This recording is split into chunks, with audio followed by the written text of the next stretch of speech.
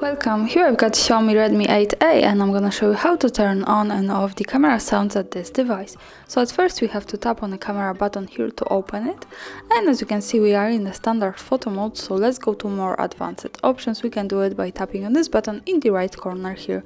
And as you can see, it gives us access to other buttons. For now we are interested in this one from the left. By tapping on this we get access to advanced camera settings, and as you can see at the first place we have device settings, and here at the second position we have the camera sounds. So by tapping on this we can easily turn it on and turn it off like that. So this is how it works here. Thanks for watching, subscribe our channel and leave the thumbs up.